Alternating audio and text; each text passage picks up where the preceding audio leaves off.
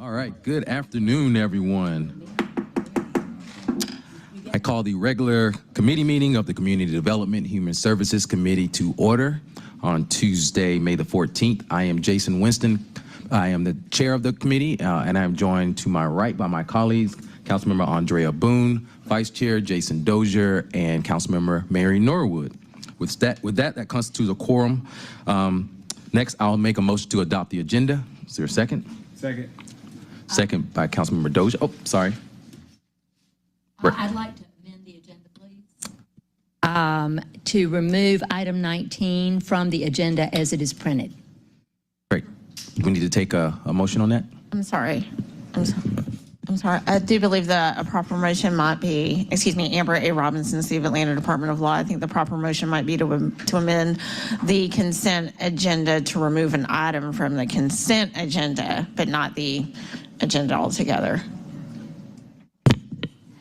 And so as I looked at the agenda, I did not see where first reads were separated out as being a separate section of the consent agenda. Did I miss that? So I do that, don't do that now. I do that after we do communications and get two first reads. You've moved to amend the consent agenda to remove number 19. Yes, and ma'am. all I was seeing is that I think the proper motion is to remove it from the consent agenda. I think what was stated is that it was removed from the agenda.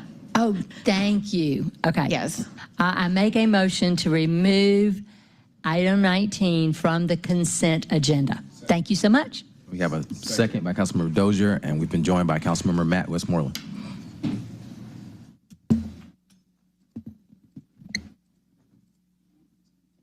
The vote is open.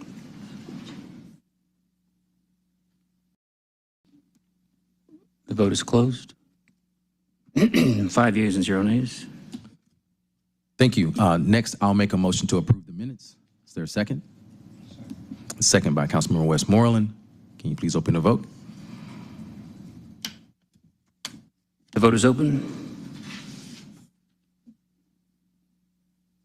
And the vote is closed. 5 yeas and 0 nays. Thank you. And now takes us to the public comment section of our agenda. We have one individual who signed up, Ms. Henry Jordan. You'll have 3 minutes. Give now to the Spirit of God, everyone that's here. Whoso rewardeth evil for good, evil shall not depart from his house. Proverbs 17, chapter 13, verse. The coming of God's kingdom includes the destruction of the wicked. Jesus' word cannot fail, but our words can be destroyed. James Script and others. Jesus desires for me to ask you to save your lives and souls. Why do you seek to destroy my soul? I feel the power of Christ in what I say. Perverse experience of men of corrupt minds and destitute of the truth, supposing that gain is godliness. From such withdraw thyself. 1 Timothy 6, chapter 5, verse. This verse may be rendered, he is conceited and understanding nothing, but has a morbid interest about controversies and disputes over words, which come envy, strife, defamation, evil suspicions, constant irritation between men who are morally corrupt in thinking, bereft of the truth, and who suppose that godliness is a means of financial profit. For we will destroy this place, because the cry of them is waxed great before the face of the Lord. And the Lord has sent us to destroy it.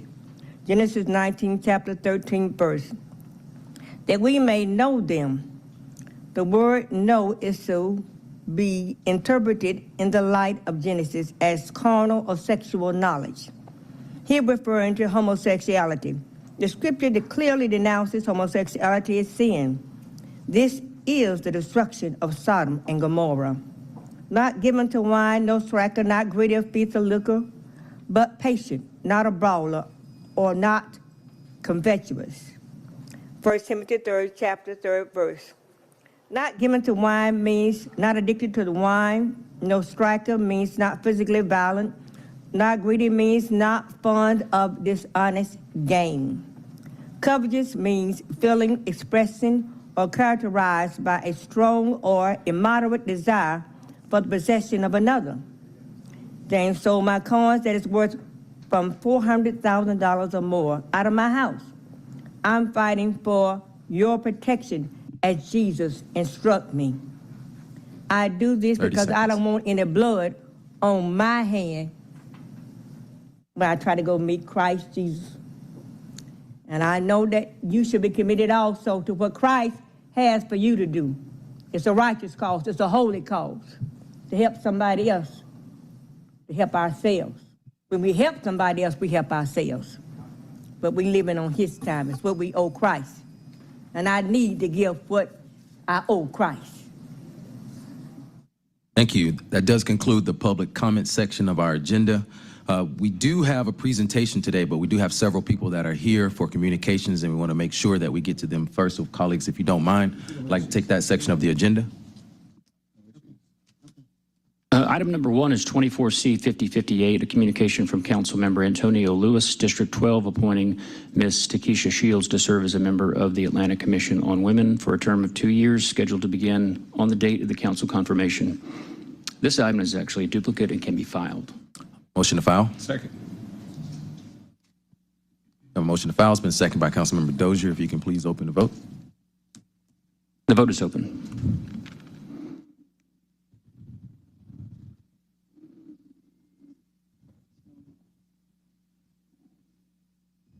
And the vote is closed. 5 yeas and 0 nays. Item number 2, 24C 5059, a communication from Jill Savitt, National Center for Civil and Human Rights, nominating Mr.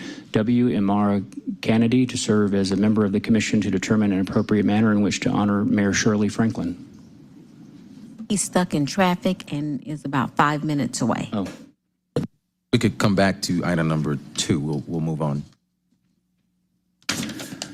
Item number 3, 24C 5060, a communication from Carol Naughton, President and CEO, Purpose Built Communities, nominating Mr. Greg Giornelli to serve as a member of the commission to determine an appropriate manner in which to honor Mayor Shirley Clark Franklin. Giornelli, if you could come to the podium and tell us a little bit about yourself and why you're interested in this position. Thank you. Thank you so much. My name is Greg Giornelli. I am retired, but over the last 20 or 30 years, I've worked in various capacities, many of them with Mayor Franklin here at the city on purpose-built communities and purpose-built schools. She's been a boss, a colleague, a mentor, and a friend, and I would be honored to be a part of the committee. Thank you. Second.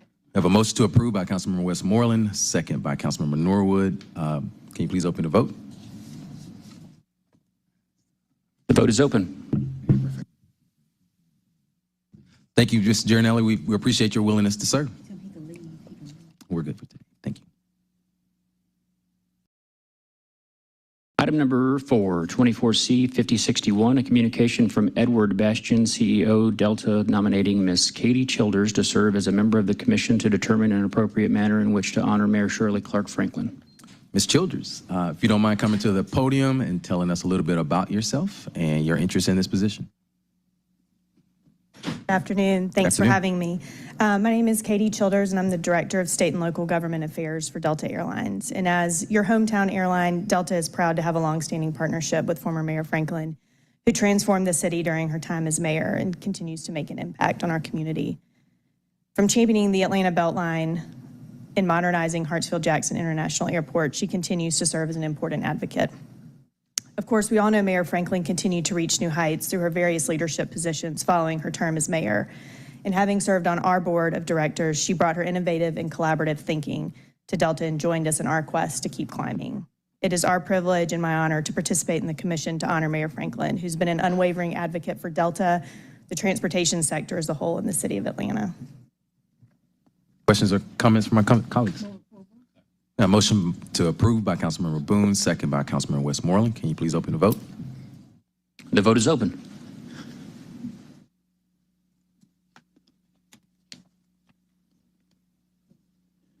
And the vote is closed. It's 5 yeas and 0 nays. Congratulations, and thank you for your willingness to serve. Is Kanata Herring here today? Then CDHS members, I'd recommend we take number 5 and number 7 together to hold. Seeing no objections, Number 5 is 24C5062, a communication from Mayor Andre Dickens appointing Ms. Kanata Herring to serve as a member of the Chattahoochee Brick Company Memorial Green Space and Park Board. And number 7 is 24C5064, a communication from Council President Doug Shipman appointing Ms. Ingrid Saunders Jones to serve as a member of the commission to determine an appropriate manner in which to honor Mayor Shirley Clark Franklin. I'll make a motion to hold. We have a second by Councilmember Westmoreland. Can you please open the vote? The vote is open. And the vote is closed. It's 5 yeas and 0 nays. Number 6 is 24C5063, a communication from Mayor Andre Dickens appointing Ms. Cannon Kent Grant to serve as a member of the City of Atlanta and Fulton County Recreation Authority. This appointment is for a term of 4 years. Ms. Kent Grant, you don't mind coming to the podium and telling us a little bit about yourself and why you're interested in this position. Good afternoon. My name is Cannon Kent Grant, and it would indeed be an honor to serve on the Atlanta Fulton County Recreation Authority. Not only do I have deep roots here in Atlanta, but I also chaired the board for Hosea Feed the Hungry, and currently I'm serving as secretary for the Recording Academy Atlanta chapter, which is home of the Grammys currently. Also, I spent the last 2 decades working here in Atlanta for Atlantic Records. And on a personal note, I have to share that my husband learned the sport of football at John A. White Park, thus leading him to a distinguished career in football in high school, ultimately giving him the opportunity to play for the University of Georgia on a full scholarship. So I understand how important recreation is to our youth and programming. So it is definitely with sincere gratitude and immense pride to serve on this committee and further the mission. Move approval. Got a motion to approve by Councilmember Boone. We do have a comment from I'll Councilmember second. Dozier. And then I have just a quick comment. As I think my home community, Mechanicsville, is one of the largest landholdings that Atlanta Fulton County Recreation Authority currently has. And I would be remiss if I didn't take this opportunity just to put a bug in your ear. The more we can look to redevelop those parking lots that used to be part of Turner Field. I recognize on the Summerhill side of things, we got a new baseball field coming. We got hotels and student housing and grocery store. The Mechanicsville community's been asking for that for a very long time, and would love to see the Fulton County Recreation Authority lead in making sure that we can get those sorts of opportunities on the other side of I-75, 85. Absolutely, and just to put it out there, my husband also grew up in Mechanicsville as well. So there's deep roots there. So I think that, yeah, we'll definitely be aligned on that. Thank you. Councilmember Boone. Just thank you for all you do and the several hats that you wear throughout the city, going out to visit some of the children at Benjamin Mays High School, amongst other things. Oh, yes, yes. Yep. Thank you so much for all you do, and congratulations on this very worthwhile appointment. Thank you. Thank you. So we've got a motion to approve by Councilmember Boone, a second by Councilmember Dozier. If you can please open the vote. The vote is open. And the vote is closed. 5 yeas and 0 nays. Thank you, Ms. Kent Grant. Thank you. We appreciate your willingness to serve, and I also look forward to working with you on the board, sharing some of the parking lots that Councilmember Dozier talked about.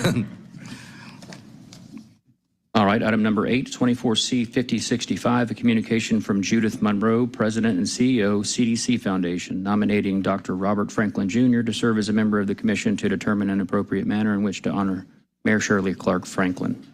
Dr. Franklin Jr., if you don't mind stepping to the podium, telling us a little bit about yourself and your willingness to serve on this committee. Well, thank you a great deal, and thank you for your service to this city. I have been a 37-year resident of the city of Atlanta, first coming here in the 1970s after the assassination of Dr. King to enroll as a freshman at Morehouse College. Over the years, I've served in various capacities, ultimately becoming president of Morehouse College, where I sought to teach young men the 5 wells: to be well-read, well-spoken, well-traveled, well-dressed, and well-balanced.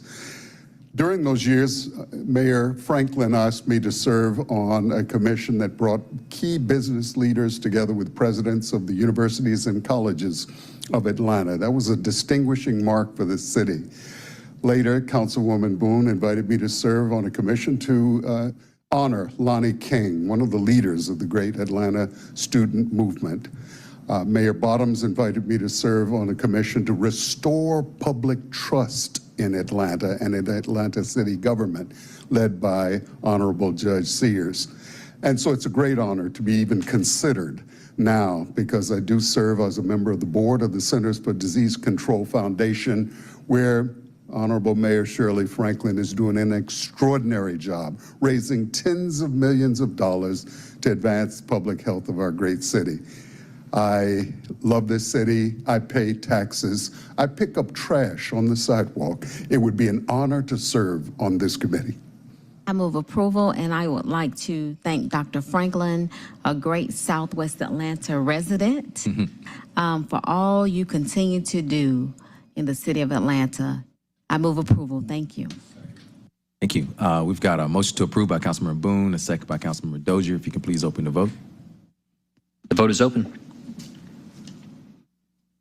And the vote is closed. 5 yeas and 0 nays. Congratulations, and thank you, Dr. Franklin. Thank you, sir.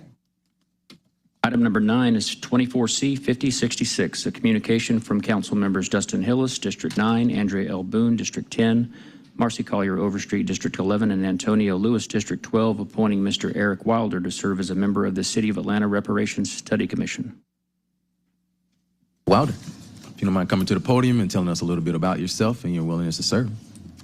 Did you say wow? Good afternoon.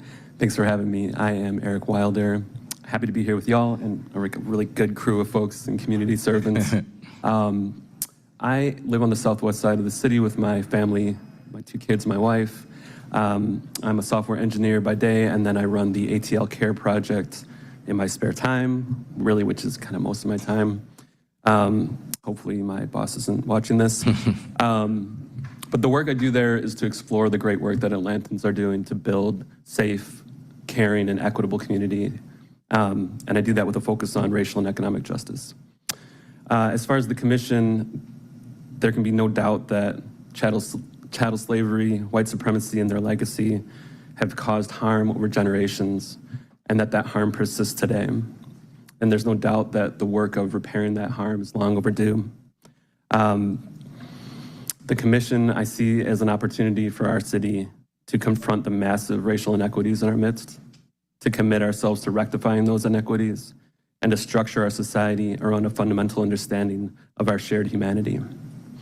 There are many people in our city that have been laying the foundation for this work for a really long time. So I hope as the remaining positions are nominated, that the council will consult with organizations such as the Partnership for Southern Equity, Atlanta Wealth Building Initiative, Southern Center for Human Rights, the Russell Innovation Center for Entrepreneurs, the Village Market, the Connect Cooperative, the Grow Fund, the Fulton County Remembrance Coalition, and others.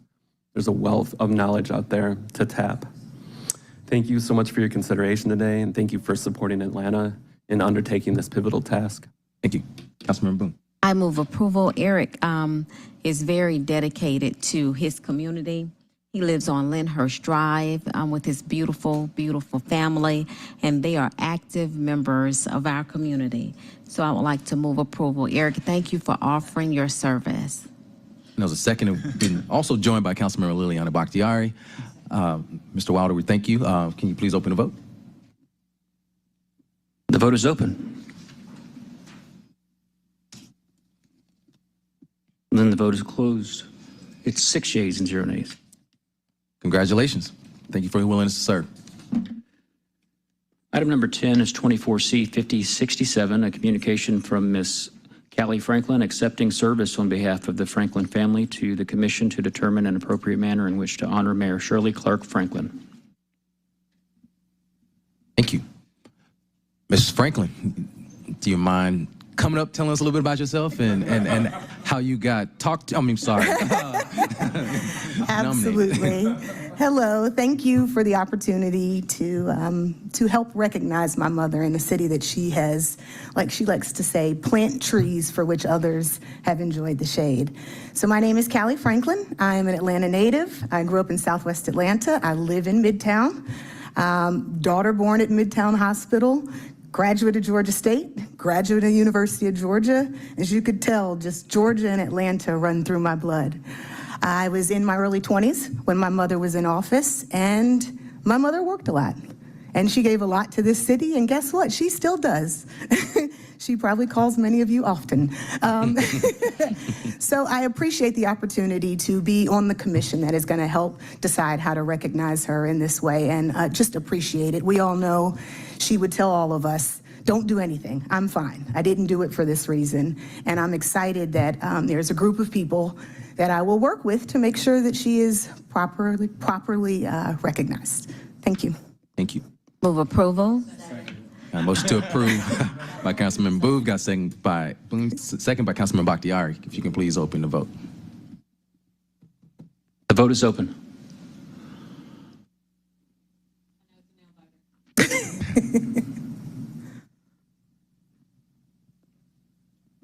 And the vote is closed. 6 yeas and 0 nays. Well, Thank you. We appreciate you. Thank you. Congratulations. Item number 11 is 24C 5071, a communication from Mayor Andre Dickens appointing Mr. Jack Harden to serve as a member of the commission to determine an appropriate manner in which to honor Mayor Shirley Clark Franklin. Mr. Harden. Tell us a little bit about yourself and your willingness to serve on this commission. Thank you. My name is Edward J. Harden. I go by Jack Harden. And there are not many things that I can top Robert Franklin on, but I've been a resident of this city for over 50 years. And I would say to this body that I also have an Atlanta lineage that goes back prior to my birth. My grandmother was the first tenant of the Techwood housing project, which, as you may know, is the first housing project in America. So Atlanta is in my blood. I'm a corporate lawyer, a partner in a 131-year-old Atlanta-based law firm, Smith, Gambrell, and Russell. But I've spent most of my public service time, volunteer time, over the last 4 decades, trying to address the consequences of poverty in terms of access to health care, access to housing, and access to legal services. I chair the Fulton County Board of Health. I serve on the Grady Board.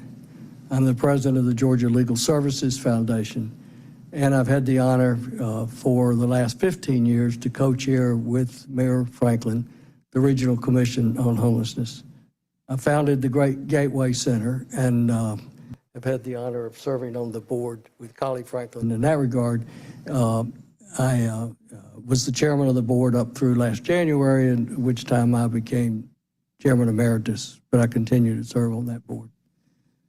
Mayor Franklin was the reason the Regional Commission on Homelessness came together. She wrote a letter to the then president of the United Way and asked that a commission be formed to do a study and deliver a report to her on what she could do to address homelessness. I signed up, as the other 15 people did, to what we thought was a 70-day, 80-day, 120-day research project.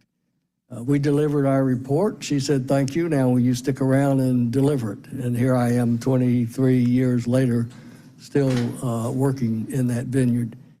Mayor Franklin has left an indelible record on the city for the better of the city, not the least of which, of course, capturing and garnering and placing a home for the King Papers in this city, the Center for Civil and Human Rights, the Belt Line, and many other things. It would be a great privilege to serve with this crowd that's preceded me up here at the podium to choose an appropriate way to honor a truly great Atlantan. Thank you, Mr. Harden. Any questions or comments from my colleagues? A motion to approve by Councilmember Dozier, a second by Councilmember Boone. If you can please open the vote. The vote is open. And the vote is closed. It's 6 yeas and 0 nays. Congratulations, Mr. Harden. We appreciate you. your willingness to serve on this commission. Can we return to number 2? Item number 2. Mr. Kennedy is here? Okay. It's 23C 5059, a communication from Jill Savitt, National Center for Civil and Human Rights, nominating Mr. W. Imara Kennedy to serve as a member of the commission to determine an appropriate manner in which to honor Mayor Shirley Clark Franklin. Thank you. Mr. Kennedy, can you tell us a little bit about yourself and your willingness to serve on this commission?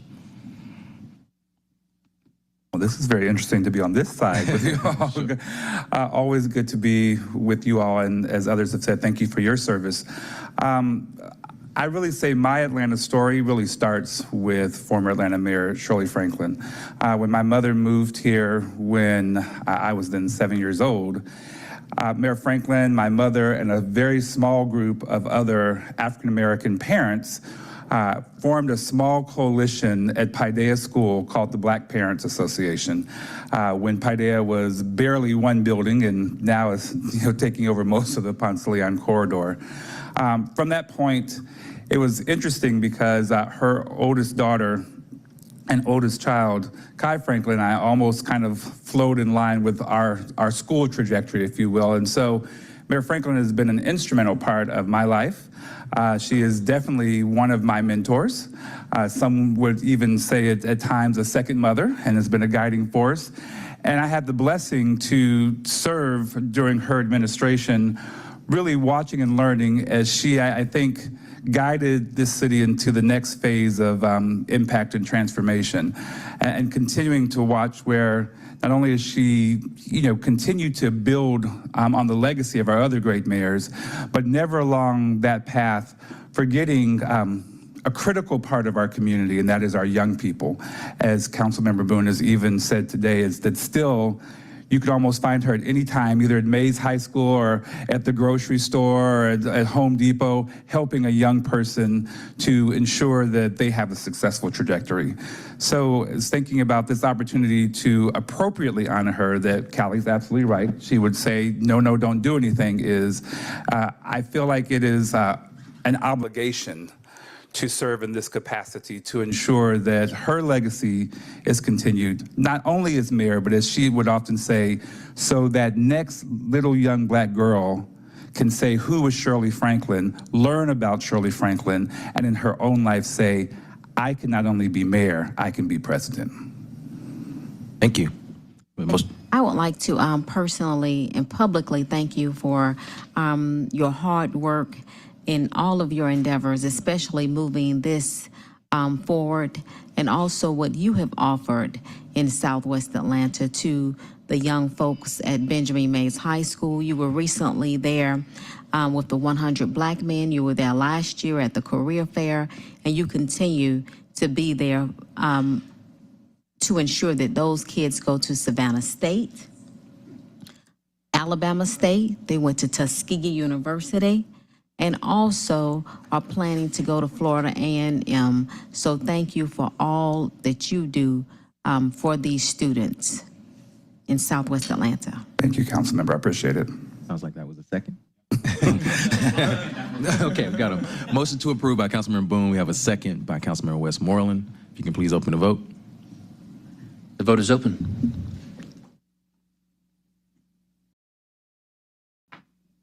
The vote is closed. 6 yeas and 0 nays. Thank you, and thanks to everyone today that signed up to be on part of a commission or a board. We appreciate your willingness to serve the city of Atlanta, and we look forward to working alongside you as you continue your work with the city. So thank you all very much today. And unless you just want to hang around for the next portion of our agenda, we're going to move on now to the. We have our presentations part of. So colleagues, you have a presentation that's written from Atlanta Housing that should be in your inbox. They'll be back for the July quarterly report. So that brings us to Department of Grants and Community Development quarterly report. And we welcome Commissioner Lunnan.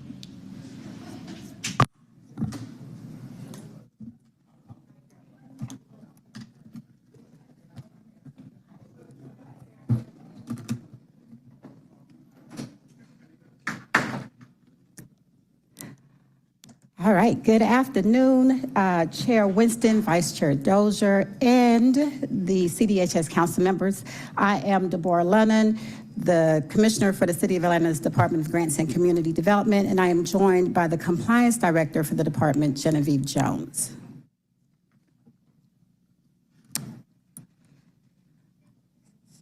So I think everyone was present last time. So you know our motto, we are DGCD, doing good in our community, grounded in service, committed to moving Atlanta forward, and dedicated to excellence. And I'm sure you're familiar with the city's key programs that are housed with the Department of Grants and Community Development. Those are the 4 HUD entitlement grants: CDBG, Home, ESG, and HOPWA, as well as Section 8 Moderate Rehab Program.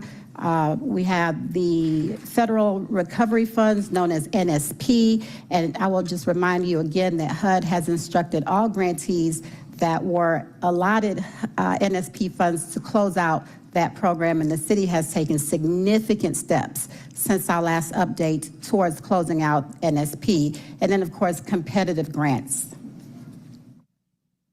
The next 2 slides detail the metrics that are applied to our entitlement grants. Here you have DGCD and ESG, you have CDBG and ESG, and then on the next slide you have HOPWA and the HOME program.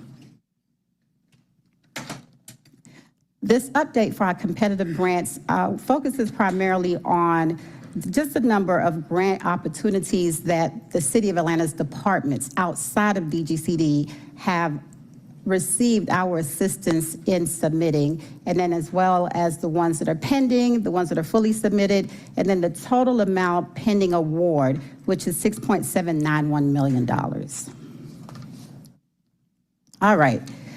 Now, in addition to assisting other City of Atlanta departments with their applications for federal grants, DGCD itself pursued grants that we would either implement ourselves or we would utilize a third-party consultant to implement. The first we received in January of this year, and the city was awarded $1.753 million for the Healthy Homes grant program, specifically the Healthy Homes Atlanta. These funds will provide our residents with free healthy home assessments so that we can determine if there are hazards in low-income homes in the city and then work towards mitigating those hazards.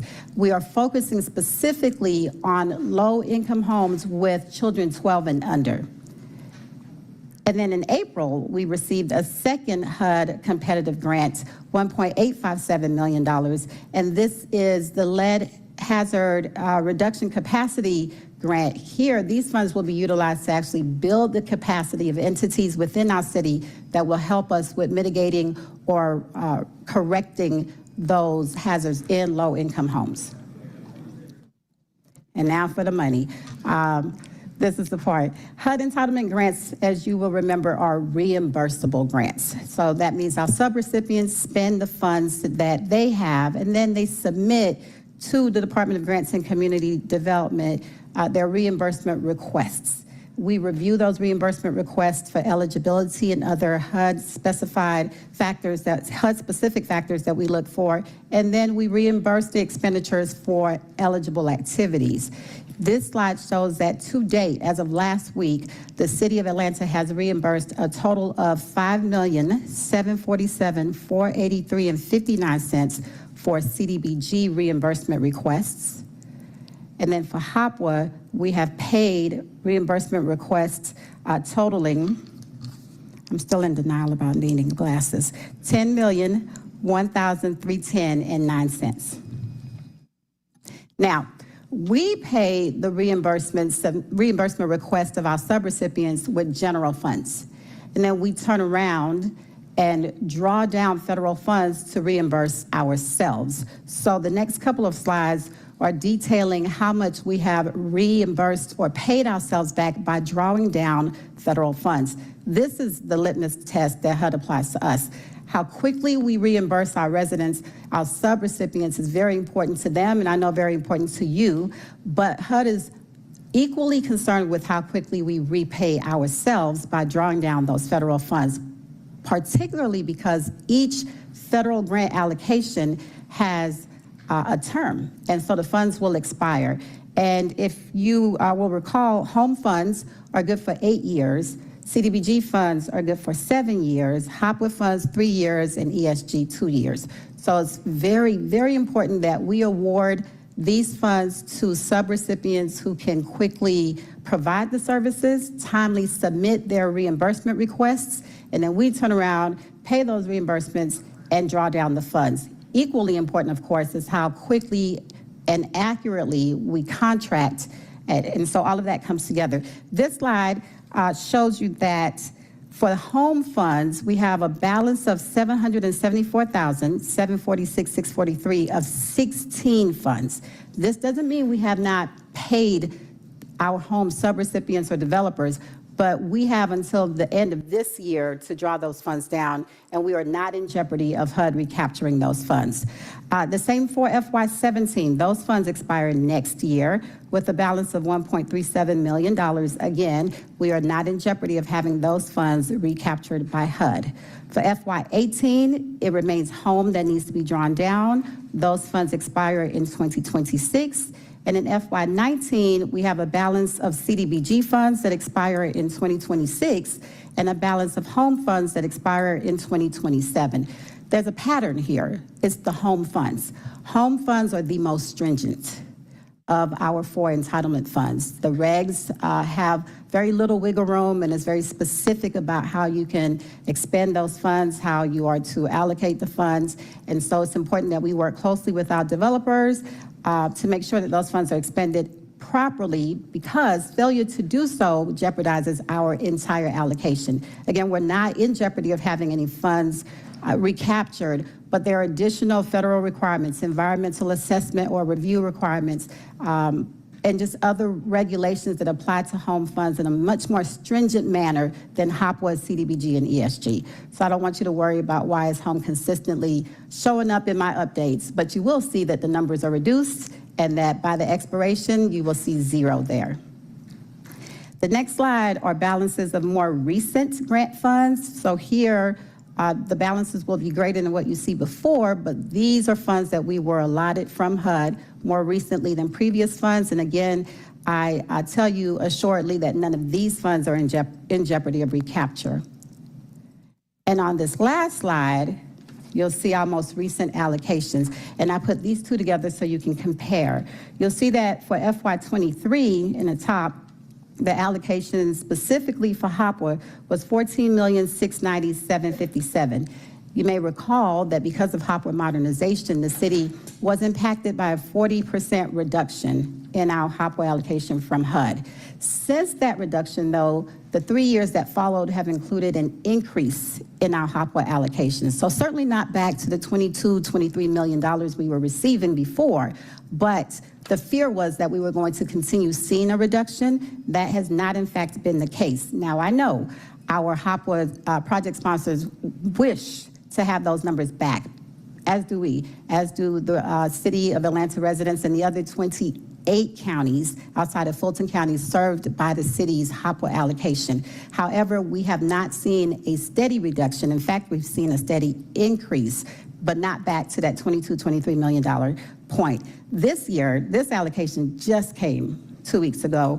And so for HOPWA, for FY24, HUD's FY24, the city's FY25, our allocation is $15,393,477. Now, some of you may have heard or received communication about the city's ongoing NOFA process, and I'll speak to that in a moment. That is a process by which we receive our allocation from the federal government. We receive applications from our subrecipients. We make those award recommendations, send it to the mayor's office, and ultimately it comes before council for approval. Because we did not have these allocations at the time that the NOFA process began, we made an educated guess. We took a 3-year average of what the city had received. And for HOPWA, we put up to $16 million. Now, we received $15.393 million. That's included in the up to $16 million. However, it is important that you keep in mind we have had to reprogram HOPWA funds that were not timely spent by whichever project sponsor the funds have been originally awarded. And we will not come back ever to the situation that we won't bring back to our recollection of HUD coming and asking us why HOPWA funds are not moving. So we're really proactive about gauging spend rates and making sure that the same standard that HUD applies to us is what we are applying to our sub-recipients. And so we have a really good working relationship and have been able to say, if you're not going to be able to spend the funds, let us know. We'll move it to an entity that can. And so we will, in fact, be awarding approximately $16 million in HOPWA funds. Other updates, Hopware modernization, as I referred to, there is a Hopware modernization task force. I know you all are aware of that, and some of you serve on that. Recommendations have been made to Mayor's office. My department has provided all of the data we were asked to collect, and so I believe that information has either been presented directly to you or is forthcoming during this budget season. As it relates to HUD monitoring, we were recently monitored or audited by HUD, our local office is CPD, the Atlanta CPD office. And while the final letter, monitoring letter, is forthcoming, HUD has 60 days to submit it to us. We have 30 days to respond, and then it's finalized. What the HUD auditor or representative shared with us is that Atlanta CPD continues to be grateful and impressed with how the city continues to implement those policies and procedures, those changes, and just all of the recommendations that have since been implemented since we were dealing with the 8 special conditions and then other conditions. And they even specifically pointed out the differences in what we were doing before that led to some of those concerns versus the consistency in the last 3 audits. And the City of Atlanta's Department of Grants and Community Development has been audited each year that I have been here. And while we are anticipating not being audited annually, HUD's look back just includes us in that period because we did have such significant problems. But we, the CPD office, you all, Mayor's office, and everyone else, I'm sure, gladly celebrate that we are no longer experiencing those obstacles. We have 2 RFPs that have closed. Those were specifically in search of a third-party consultant to help with our home program and to help us with expediting and completing our environmental reviews. Every dollar of our HUD allocation must undergo or be subjected to an environmental review.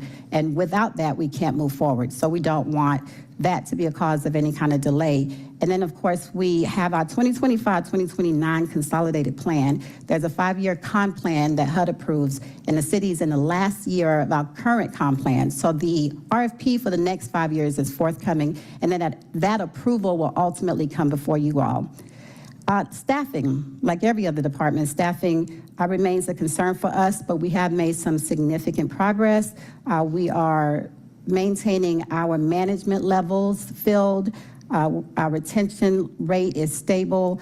And because of our really intentional efforts to target organizations that provide training for folks in this area, community development, housing, really reaching out to colleagues who are either retired or just know someone who knows someone. It's really difficult to find someone who knows this work. And many times we just find people with the aptitude to learn the work and the attitude to just hang in there because it's so much work. But our stability is what's yielding these great results, such as what we have heard from our CPD office regarding the most recent monitoring. And then lastly, our NOFA process that I mentioned briefly before. We have now received the allocations for HUD's FY24. We know how much we need to award minus our administrative percentages. The period under which our community residents could submit their applications has closed. We only do this once a year. We really push that information out as best as we can. We shared it with you all. You helped us spread the word. And so now the team is reviewing all of the applications, and we will apply the same standard that HUD applies to us. And I stress that because ultimately it will come before you for approval, and I'm certain you will get calls from neighborhood subrecipients and providers and community workers who either are not being recommended for funding or not being recommended for the totality of what they requested. We have limited funding. We're always asked for more than what we receive. But we also provided training for the applicants. We had 3 different calls, multiple technical assistance opportunities, and really went line by line through the requirements for CDBG separately from the requirements for HOPWA, separately from the requirements for homes, separately from the requirements for ESG. And then we made ourselves available for the same period of time for everyone. I will share with you that we received many incomplete applications and applications that did not meet minimum HUD requirements. There's no way we get to override that or overrule it. So when they call you, you'll already be armed with a document with our rationale for all the ones that could not be approved, could not be fully reviewed, and then the ones that we recommend for funding and send to mayor's office that will ultimately come to you.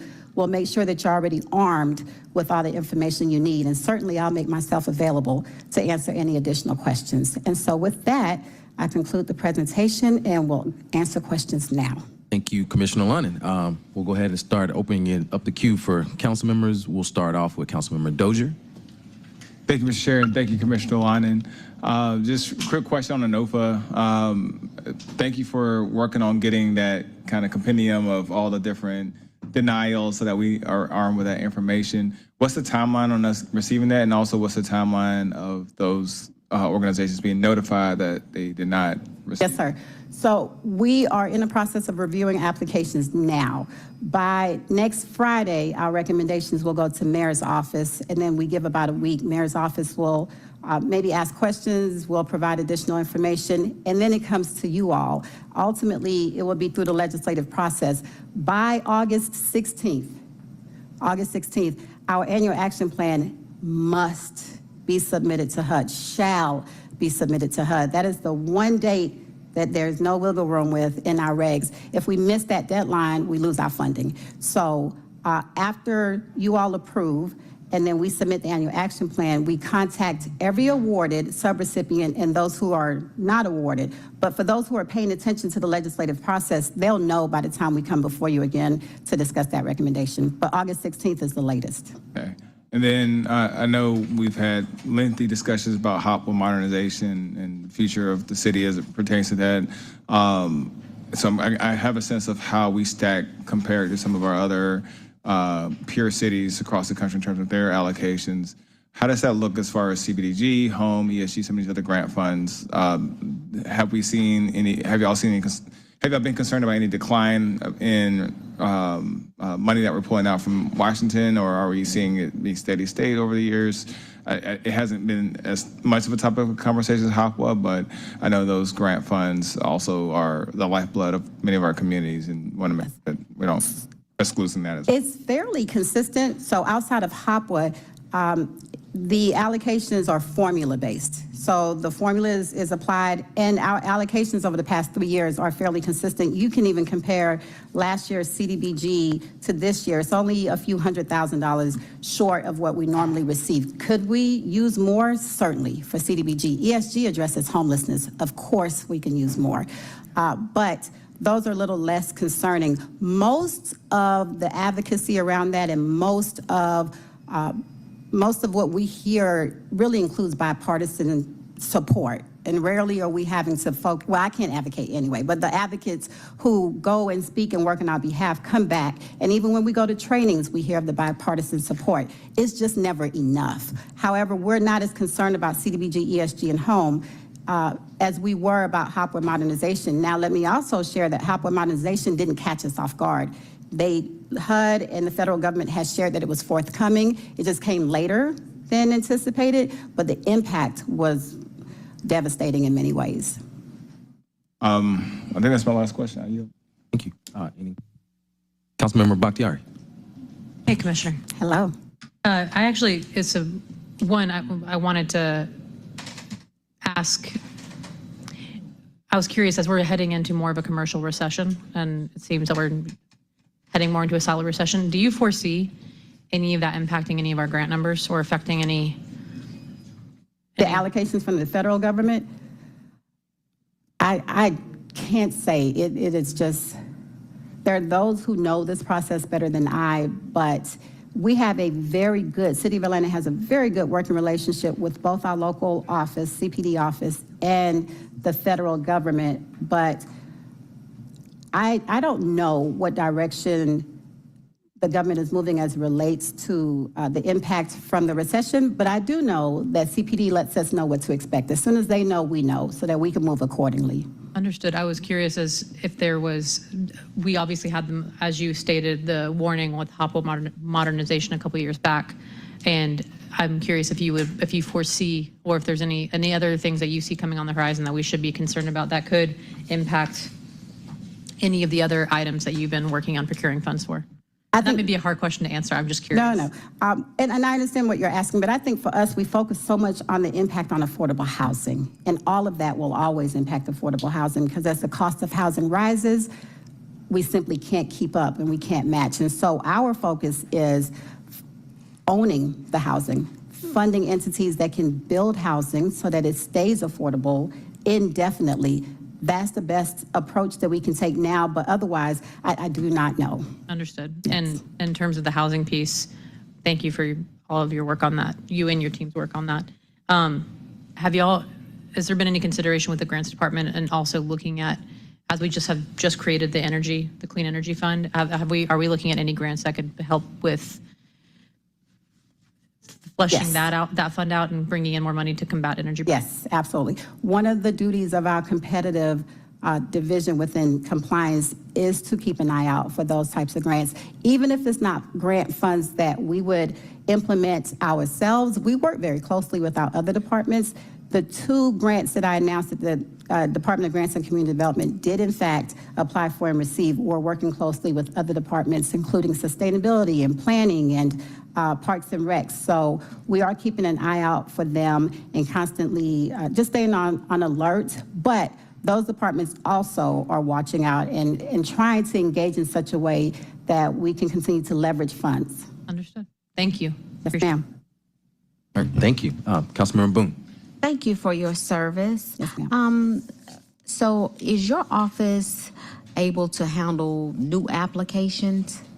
People from the community that have been applying for grants that have never, ever won a grant before and just want an opportunity? Are you all open to new applicants? So we look at that as a capacity issue, and there are in fact people doing great work, but they lack the capacity to handle these funds or to meet all of the federal requirements. These funds do require that you come with the capacity, but we do provide technical assistance so that people have an understanding of what's required, and it's a lot required. And we also try to pair people with more seasoned stump recipients so that they have an idea of the day-to-day requirements. And then we find many times that they're not interested, but at least in educating people on the requisite capacity, yes. We cannot fund capacity building though. So I would definitely like to see you do some workshops and work sessions for new people that are wanting to apply for grants.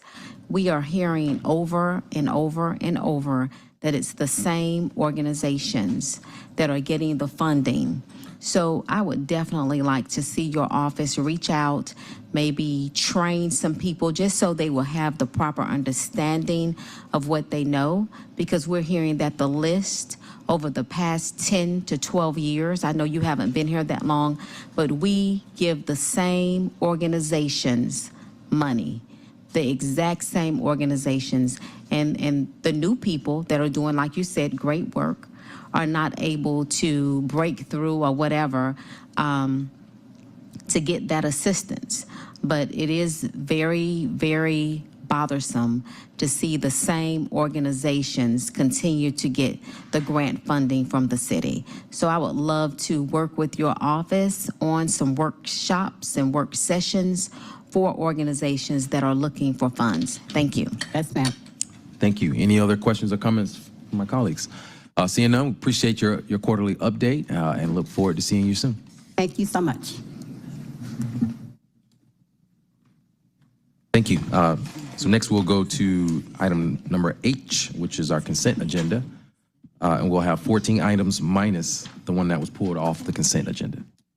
Number 12 is 240-1195, CDP 2410, an ordinance by Community Development and Human Services Committee to amend the land use element of the 2021 Atlanta Comprehensive Development Plan so as to redesignate property located at 0 Griffin Street Northwest, 0 Magnolia Street Northwest, 0 Road Street Northwest, 0 Sunset Avenue Northwest, rear 0 Fine Street Northwest, 41 Griffin Street Northwest, 50 Sunset Avenue Northwest, 569, 569, 595, and 643 ML King Drive Northwest, 582, 587, 594, and 601 University Place Northwest from the Office Institutional Land Use Designation, and 0 and 82 Sunset Avenue Northwest from the Low Density Residential Land Use Designation, and parcel 0, 641, 657 Road Street Northwest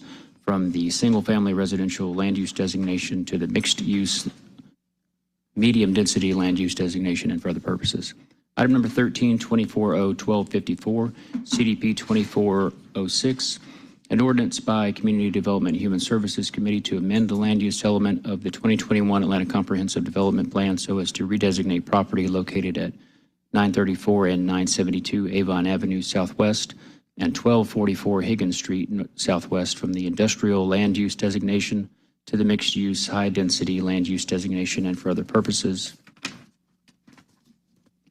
Item number 14, 240-1255, CDP 2407, an ordinance by Community Development and Human Services Committee to amend the land use element of the 2021 Atlanta Comprehensive Development Plan so as to redesignate property located at 1568, 1572, 1574, and 1594 Evans Drive Southwest and 1130, 1594 Hood Drive Southwest from industrial land use designation to 1620 Evans Drive Southwest from the low density commercial land use designation, and 1559, 1569, 1573, 1575, 1579, 1585, 1589, 1595, 1599, 1603, 1609, 1615, 1619, and 1623 Langston Avenue Southwest, and 1594 Evans Drive Southwest from the single family residential land use designation to the low density residential land use designation and for other purposes.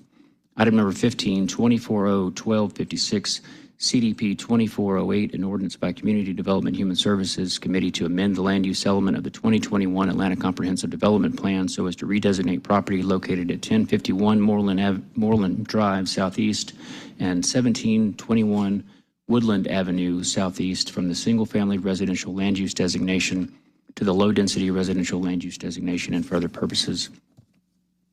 Item number 16, 240-1257, CDP 2409, an ordinance by Community Development Human Services Committee to amend the land use element of the 2021 Atlanta Comprehensive Development Plan so as to redesignate property located at 2194 Martin Luther King Jr. Drive Southwest from the single-family residential land use designation to the medium-density residential land use designation and for other purposes.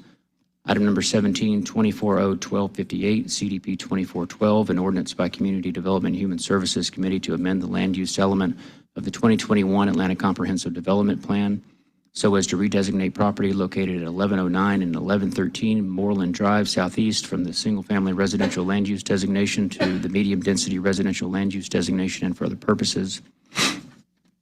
Item number 18, 240-1259, CDP 2413, an ordinance by Community Development and Human Services Committee to amend the land use element of the 2021 Atlanta Comprehensive Development Plan so as to redesignate property at 666 Smith Street Southwest from the single-family residential land use designation to the mixed-use low-density land use designation and for other purposes. Item number 20, 240-1261, an ordinance by Community Development and Human Services Committee amending the city's 2020 through 2024 consolidated plan and the 2023 annual action plan budget for the purpose of reprogramming home investment partnership funds in an amount not to exceed $300,000.00, authorizing the mayor or his designee on behalf of the Department of Grants and Community Development to enter into service agreements with Oaks Atlanta Community Development, Inc. in an amount not to exceed $200,000.00 and with Radiant Development Partners in an amount not to exceed $100,000.00 for the purpose of executing contractual agreements for the projects that are assigned to the Department of Grants and Community Development and for other purposes.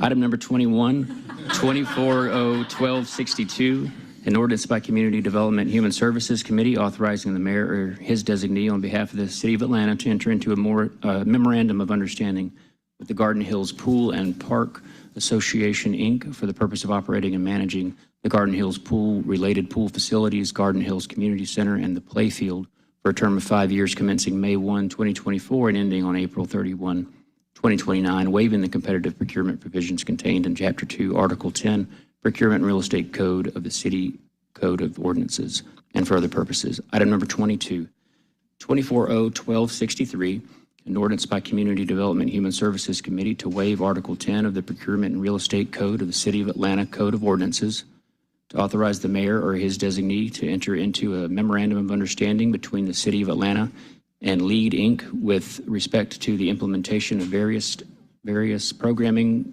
located at Center Hill Park for a term of 5 years with 1 5-year renewal option and for other purposes.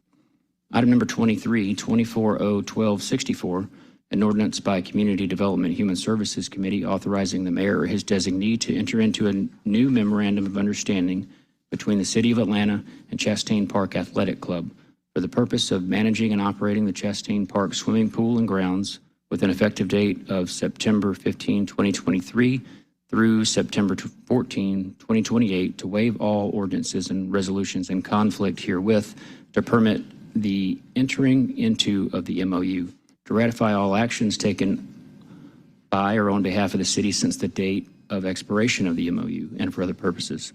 Item number 24, 240-1265, an ordinance by Community Development and Human Services Committee authorizing the mayor or his designee on behalf of the City of Atlanta to enter into a First Amendment to the amended and restated Atlanta Beltline Corridor Lease Agreement between the City of Atlanta and the Atlanta Development Authority, DBA Invest Atlanta Beltline, to exclude from the leased premises certain additional portions of the Atlanta Beltline to be dedicated to the Beltline Marketplace program being implemented and administered by the Atlanta Beltline, Inc., and for other purposes. Item number 25, 240-1266, an ordinance by Community Development and Human Services Committee authorizing the mayor or his designee or the chief procurement officer or their designee on behalf of the City of Atlanta to acquire from the Conservation Fund approximately 0.7444 acres of real property comprising a portion of the property located at 1 Emma Lane, Atlanta, Georgia, as more fully depicted on Exhibit A hereto, for development as additional park green space adjacent to the Blue Huron Nature Preserve of the City Council District 7, authorizing the mayor or his designee or the chief procurement officer or his designee on behalf of the city to execute all documents necessary to acquire the said property, authorizing acquisition, due diligence, closing costs, signage, demolition, site stabilization, and other site development costs in an amount not to exceed $38,842.00. All funds will be charged to and paid from the account numbers listed herein, waiving Chapter 2, Article 10, Division 14, Section 2-1541D of the Procurement and Real Estate Code of the City Code of Ordinances, Article 10, and for other purposes. Item number 26, 240-1267, an ordinance by Community Development and Human Services Committee authorizing the mayor or on behalf of the Department of Parks and Recreation to accept a reimbursement grant from the Georgia Recreation and Parks Association in an amount not to exceed $125,000.00 in accordance with Section 2-910 of the Atlanta Code, and authorizing an amendment to the fiscal year 2024 intergovernmental grant fund budget to anticipate and appropriate, and authorizing the mayor or his designee on behalf of the City of Atlanta to enter into a memorandum of understanding with the Georgia Recreation and Park Association and for other purposes. Wow, thank you. Appreciate you getting through the first read. So would like to go ahead and take item number 19 that was pulled off the consent agenda. If you could sound that item. Number 19, excuse me, number 19 is 240-1260, CDP 2414, an ordinance by Community Development and Human Services Committee to amend the land use element of the 2021 Atlanta Comprehensive Development Plan so as to redesignate property located at 3074 Margaret Mitchell Drive Northwest from the single-family residential land use designation to the office institution land use designation and for other purposes. Thank you. We'll recognize Councilmember Norwood. Yes, I'd like to make a motion to hold, please. We have a motion to hold, a second by Councilmember Westmoreland. Can you please open the vote? The vote is open.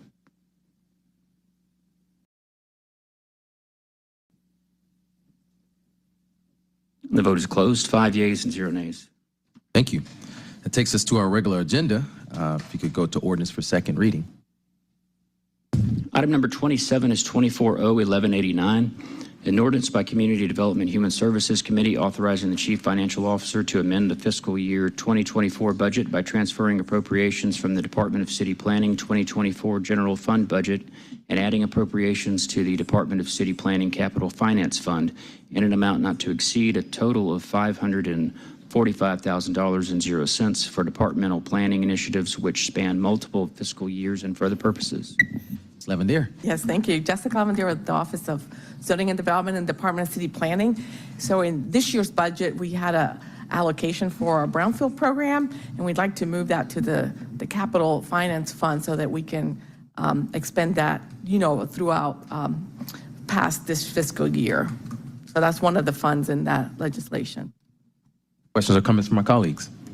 A motion to approve from Councilmember Westmoreland, second by Councilmember Dozier. Can you please open the vote? The vote is open.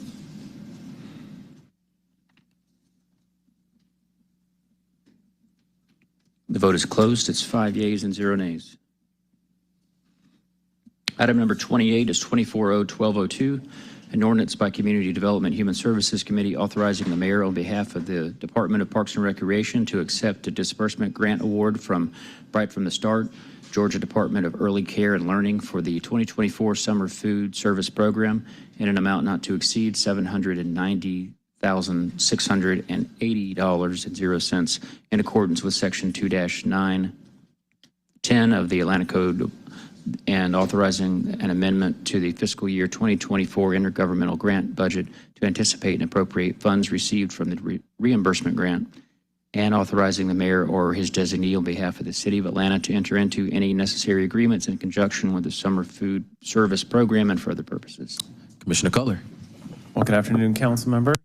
Today I have the pleasure of providing an update. So the ordinance authorizes reimbursement up to $790,000 for 2024 summer food service. This program is designed to provide children, especially in low-income neighborhoods, with nutritious meals during the summer months where children no longer receive school, breakfast, or lunches. The City of Atlanta has operated summer food programs since 1975. And is expected to provide thousands of meals to hundreds of thousands of meals to children in low-income communities at approximately 50 sites in metropolitan Atlanta from June 3rd through July 19th, 2024, including our outdoor pools this summer. So thank you. Thank you. Any questions or comments? Seeing none, we have a motion to approve by Councilman Westmoreland, second by Dozier. Can you please open the vote? Vote is open. The vote is closed. It's 5 yeas and 0 nays.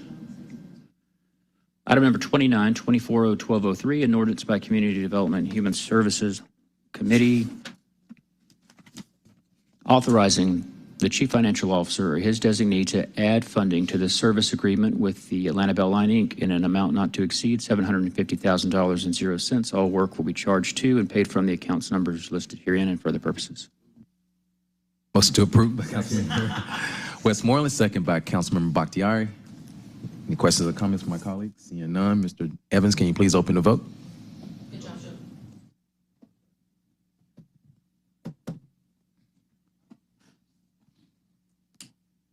Vote is closed. It's 5 yeas and 0 nays. Thank you. Item number 30, members, you'll find a substitute in your packet that's going to change the caption. Would you like to bring the substitute forward? Make a motion to bring the substitute forward. Second by Councilmember Dozier. Can you please open the vote? The vote is open.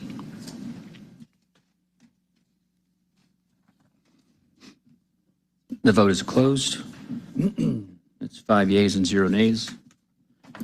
Caption, this is 24-0-1217, an ordinance by council members Jason H. Winston and Antonio Lewis as substituted by the Community Development and Human Services Committee An ordinance authorizing the mayor or his designee on behalf of the city of Atlanta to execute a memorandum of understanding between the city, the Atlanta Braves Foundation, Morehouse College, and the Atlanta Fulton County Recreational Authority for the purposes of accepting donations and transferring funds from the construction of improvements to the city's South Side Park and the development of a baseball complex at the park in honor of Henry Hank Aaron to promote minority youth participation in baseball. Authorizing the acceptance by the city of donations of funds and in-kind services from the foundation in an amount not less than $1 million, approximately $800,000 in cash and $200,000 in payment of design fees for the complex. Donation of funds from Morehouse in an amount not less than $2 million. Donations of funds from AFCRA in an amount no less than $1 million, and donations from other sources, collectively the donated funds. Authorizing the mayor or his designee on behalf of the city to enter into individual use agreements with the foundation, Morehouse, AFCRA, to permit their use of the feature field in the complex for certain periods of time. Authorizing the city to provide funding for the complex in an amount not to exceed $3,750,000, authorizing the chief financial officer or his designee to rename and repurpose the Washington Park Tennis Center Trust Fund as the Southside Park Trust monies, and the transfer of funds from AFCRA from the Southside Park Trust Fund, authorizing the city to provide funding for the complex by amending the fiscal year 2024 budget to transfer an amount not to exceed $3,750,000.00 from the general obligation public improvement bonds, Series 2022A, 2022A1 general obligation public improvement social bonds fund to the Southside Park Trust Fund, waiving Article 10, Provision 4 of the Procurement and Real Estate Code of the City of Atlanta Code of Ordinances, to authorize the mayor or his designee to execute sponsorship agreements with sponsors to effectuate the additional funding for the completion of the complex and for such other purposes. Thank you. Commissioner Cutler. Jared, I gotta say thank you. Yes. Chairman and members of council, thank you for having us today. So what this ordinance does is it allows us to enter into agreement with Morehouse, Atlanta Braves Foundation, and Atlanta Fulton County Recreation Authority to make some improvements and redevelop the Southside Sports Complex into the Hank Aaron Academy at Southside Sports Complex. Basically, we're going to be taking the 4 300-foot fields, and we'll now have 2 300-foot fields, one field that's 220 and another field that's over 400 feet. The 400-foot field will be built in partnership with Morehouse, and that field will be used as a home base or home location for Morehouse College. The other fields and all the fields will be managed by the City of Atlanta for the benefit of our neighbors and our young people. So we'll be able to have older kids' games out there. We'll still be able to have softball and kickball and all the other activities people enjoy. At the request of the community, we'll also be developing a community room. That was one of the requests, so that the South River Gardens and other neighbors have a place to gather and meet. So there'll be a 40 to 50 person community room, as well as staff offices to help better activate the site and bring more life to the area. So really excited about this, and we've already raised over $11 million in total to help move this along. We still have some fundraising to do, but we're well on our way. Just curious, are you going to have batting cages there as well? Yes, there'll be batting cages and maintenance facility, as well as warm-up pitching areas. And they'll be open to the public? Open to the public. Awesome. Any questions or comments from my colleagues? Councilmember Dozier. Thank you, Commissioner. Thank you, Mr. Chair. I just want to say I'm sad that Morehouse is going to be taking some of their activities outside of my district, but I always am going to support new baseball facilities all over the city, regardless of where they are. So I would like to move approval. I'll second. Mr. Evans, can you please open the vote? The vote is open.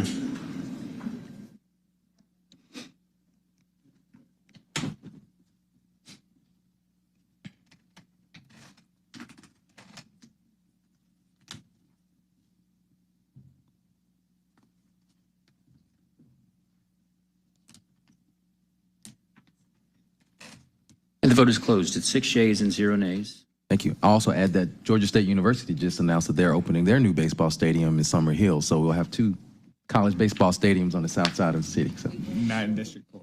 No. And Mr. Chair, this is a paper that should now be referred by this committee to FEC.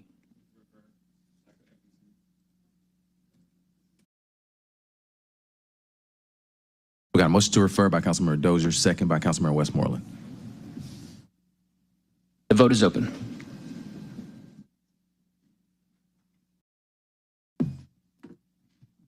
The vote is closed, 6 yeas and 0 nays. Item number 31 is 24-012-24. There's a substitute in your packet that will change the caption to this slightly. Second.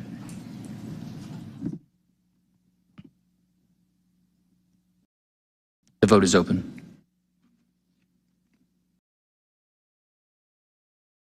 The vote is closed, 6 yeas and 0 nays.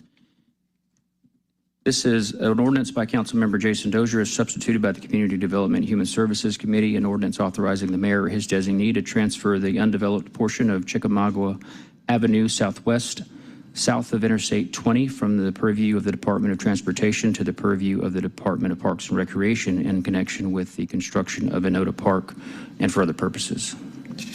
Councilmember Dozier. Thank you, Mr. Chair. Colleagues, both this item as well as our next item deal with a new park that we're building in the Westview community called Enoda Park. It's along the Beltline. And both these papers essentially address some of the land holding challenges and the conveyance of the land that is in the area. There used to be a city street here, and then when the highways came through in the 1960s, 1970s, and bulldozed those residential communities, that residential portion is no longer there. However, the platting and all the property sort of things that are associated with it are still on our records kind of residually. And so this cleans that up and allows for the Department of Parks and Recreation to take on some of those properties as well as some of the former streets that were owned by the Department of Transportation as well. So that's what these papers do. So I'm kind of speaking to both papers at once. And so with that, I'd like to approve on substitute. I'll second. Mr. Evans, if you can please open the vote. The vote is open. The vote is closed. It's 6 yeas and 0 nays. Item number 32 is 1225. It also has a substitute. Second. The vote is open.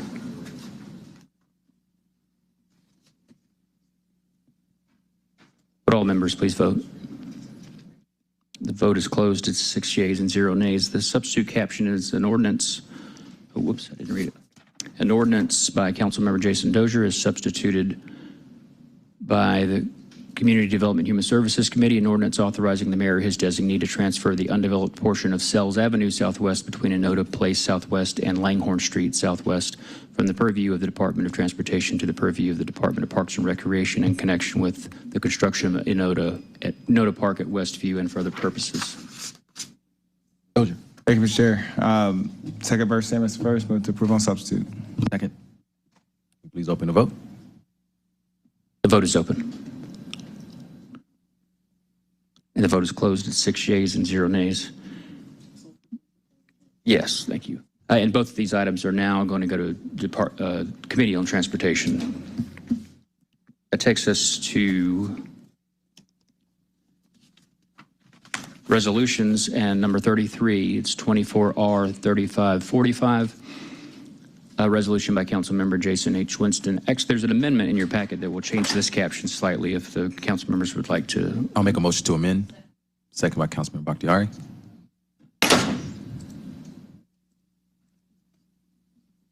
The vote is open.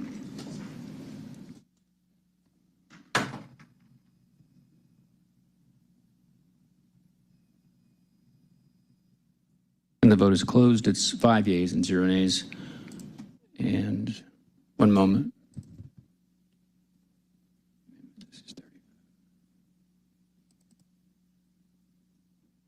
It's a resolution by Councilmember Jason H. Winston authorizing the mayor or his designee on behalf of the Atlanta Department of Labor and Employment Services, aka Workforce Atlanta, to exercise an option to renew the contractual agreement for the contract listed here with Arbor E&T LLC for a term of 1 year in an amount not to exceed $750,000.00 for the purposes of providing workforce service delivery for Workforce Innovation and Opportunity Act adult dislocated worker programs, to authorize the Chief Financial Officer to make payments to the administrative memorandum submitted in accordance with 23-0-1138.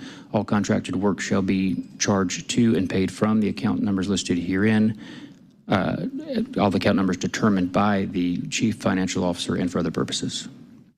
Thank you. Ms. Walker. Good afternoon. This is a renewal of a contract for one of our 2 primary subrecipients for the purpose of providing services in career development and career exploration for adult and dislocated workers under the WEO Act. Thank you. Any questions or comments from my colleagues? Seeing none, we have a motion to approve by Councilmember Boone. I'll second. If you can please open the vote. The vote is open. The vote is closed. 5 yeas and 0 nays.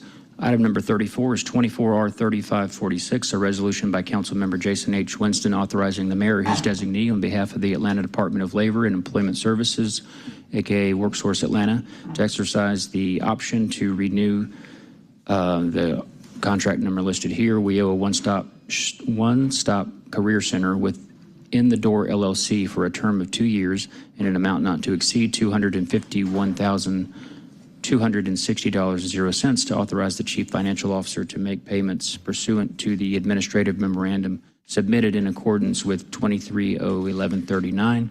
All contracted work to be charged to and paid from account numbers determined by the Chief Financial Officer and for other purposes. Thank you. And I forgot to ask you to state your name and your title for the record. It's Dr. Serena Walker. I am the Deputy Commissioner for Administrative Services for the Atlanta Department of Labor and Employment Services. Thank you. So this is for the second of our 2 primary subrecipients, but this one is for the one-stop center. As I'm sure you're aware, under the WIOA statute, the requirement is for major partners that provide various services for subrecipients, such as workforce services, adult literacy, vocational rehabilitation, all to exist in a space that allows subrecipients or participants to receive attention in whatever capacity they need. So this is our contribution toward that one-stop center. Questions? Comments? Got a motion to approve by Councilmember Boone, second by Councilmember Westmoreland. If you can please open the vote. The vote is open.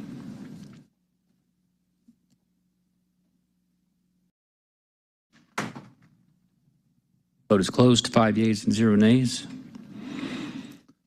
Item number 35 is 24R3550, a resolution by Councilmember Amir Faroqi authorizing the mayor or his designee to enter into a programmatic agreement with the Georgia State Historic Preservation Officer, the Housing Authority of the City of Atlanta, Georgia, and the Atlanta Civic Center Partners, LLC for the purpose of dealing with the potential adverse effects of complex projects or multiple undertakings involved in redeveloping the Atlanta Civic Center, located at 395 Piedmont Avenue Northeast, Atlanta, Fulton County, Georgia, and for other purposes.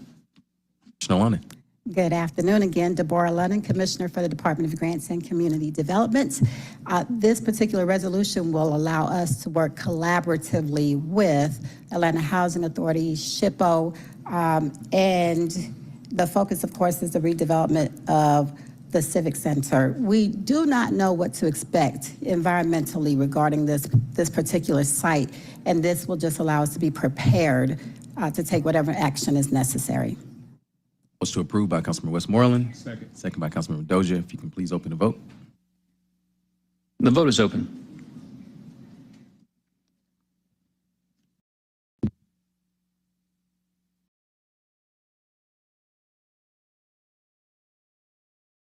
Vote is closed. It's 4 yeas and 0 nays.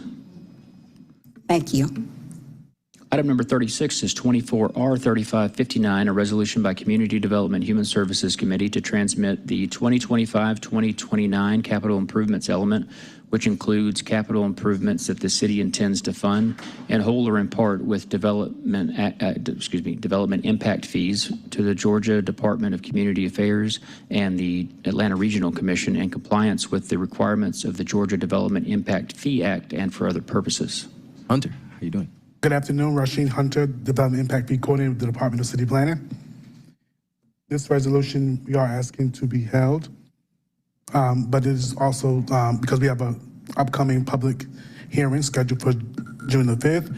In addition to that, before that, we will be having briefings with council members who want to talk about the different projects in the project list. This resolution allows us to communicate to the Department of Community Affairs, which is required, as well as the Atlanta Regional Commission. So that's what this resolution does.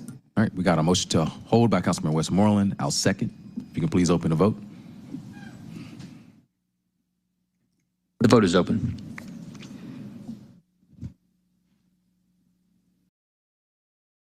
The vote is closed. It's 4 yeas and 0 nays. This item is going to be on the second quarter CDP amendments public hearing on June 5th.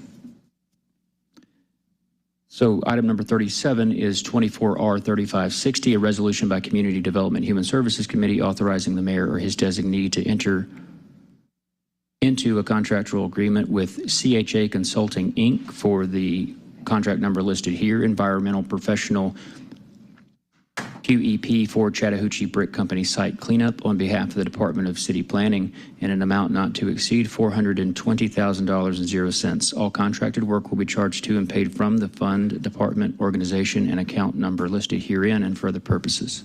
Thank you. Hello, Jessica Lavandier with the City Planning Department, and you might recall that we received an EPA cleanup grant around this time last year, and our contract agreement with EPA requires that we hire a qualified environmental professional to guide in the cleanup planning. So the solicitation was issued earlier in the year, and based on the evaluation of the solicitations, we're recommending the award to the firm listed in the legislation. I'll make a motion to approve. Thank you. Second by Councilman Dozier. If you could please open the vote. The vote is open.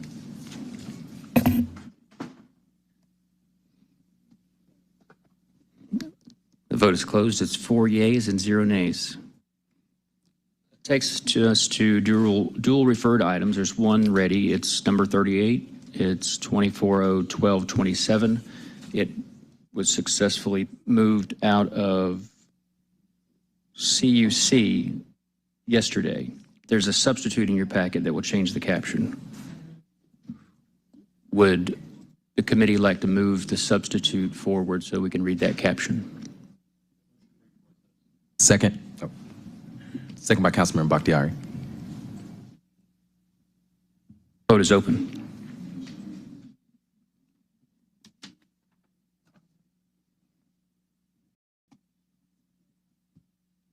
The vote is closed, and it's 5 yeas and 0 nays. The substitute caption reads, an ordinance by council member, an ordinance by council member Michael Julian Bond is substituted by the Community Development and Human Services Committee. An ordinance authorizing the mayor or his designee on behalf of the city of Atlanta to enter into an easement agreement from the Atlanta Interdependent School System for the purpose of installing 2 historical markers on the campus of Frederick Douglass High School to commemorate the status of the school as a civic institution, to authorize the mayor or his designee on behalf of the city of Atlanta to execute the easement agreement and for other purposes. Move approval. Motion to approve as substituted. Motion has been properly seconded. If you can please open the vote. Vote is open.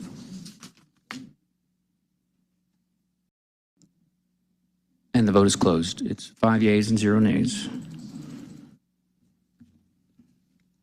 And on to Section L, held papers. There are 3 that are ready to be acted on. The first is item number 45, 23O1249, CDP 2305.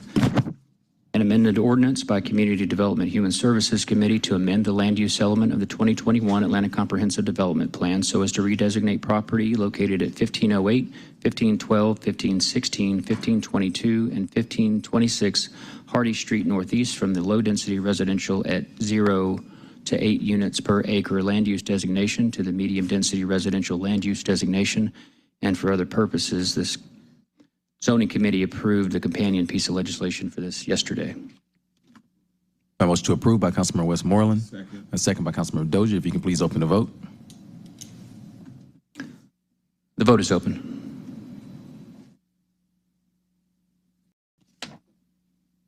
And the vote is closed.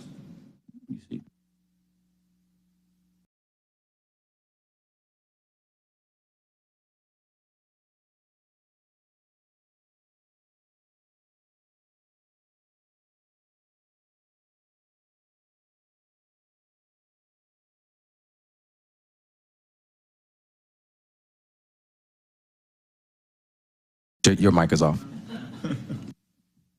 Well, there's actually an amendment in your packet for 23-0-11-16 that will change the captions slightly.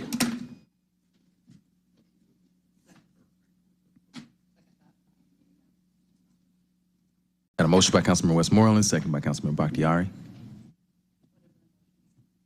The vote is open.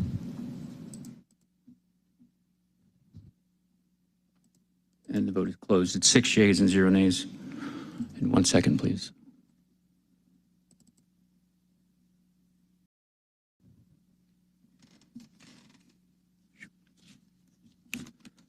It's CDP 2304, an amended ordinance by Community Development Human Services Committee to amend the land use element of the 2021 Atlanta Comprehensive Development Plan so as to redesignate property located at 830, 832, 836, and Flat Shoals Avenue and 1580 Flat Shoals Road and 816 Maynard Terrace and 0 Kavanaugh Avenue Southeast from the single-family residential land use designation to the low-density commercial land use designation and for other purposes.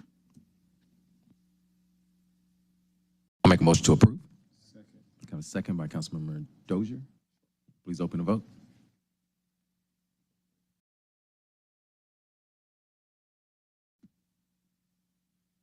The vote is closed. It's 6 yeas and 0 nays. Item number 56 is the next item. You'll find an amendment in your packet for that as well. A motion to amend, a second by Bakhtiari. If you could please open the vote. The vote is open.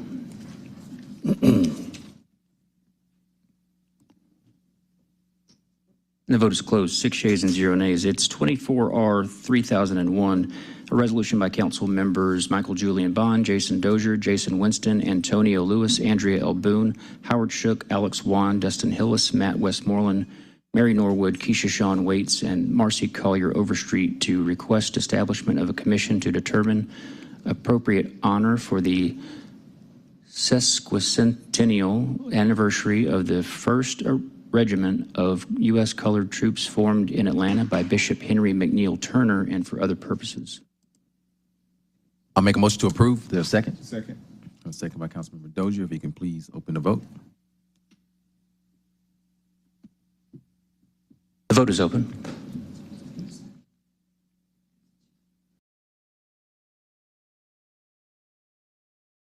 The vote is closed. It's 6 yeas and 0 nays.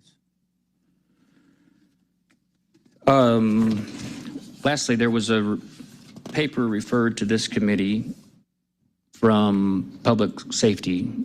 It is it's in your packet. It's 24-0-12-21. It was favorable as amended by the Public Safety Legal Administration Committee. Let me find the caption 1 moment.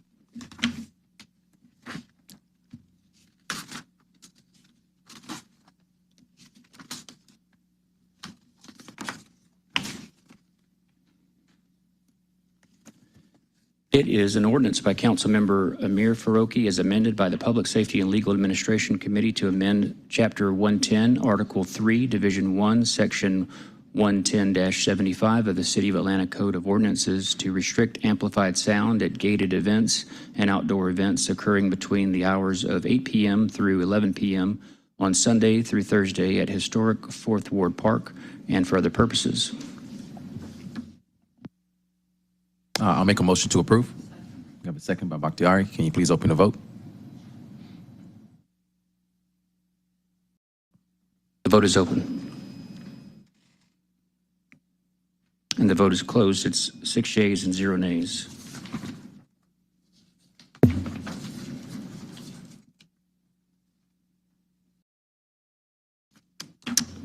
believe that concludes the legislative items on the agenda. Great. Any questions or comments or parting words from my colleagues? Seeing none, we stand adjourned. Thank you.